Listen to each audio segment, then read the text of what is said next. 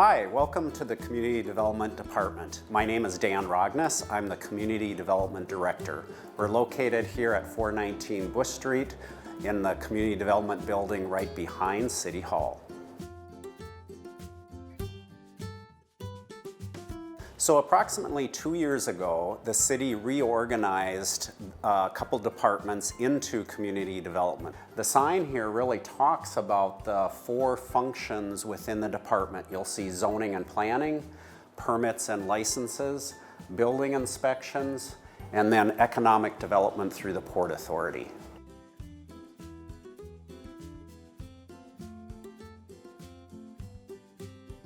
Hey, I'm Steve Cohen, the planning manager for the city of Red Wing, and I work in the community development department.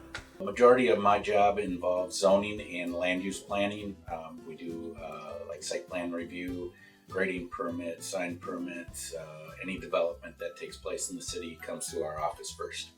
Also serve as the staff liaison for the Heritage Preservation Commission, which involves heritage preservation, protecting any significant historic building sites and districts within the community.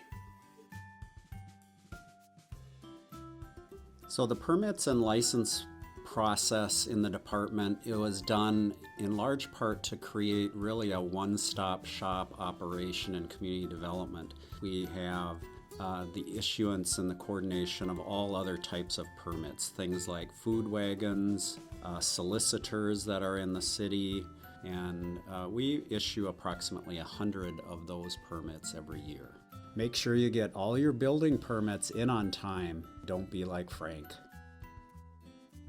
The building inspections division in our department is very active. We have 2 staff. They inspect most development projects, building projects multiple times. And for example, in 2018, we had nearly 1,500 inspections that were completed in that year. They are looking, of course, at safety issues related to these buildings, minimum energy codes, things like that.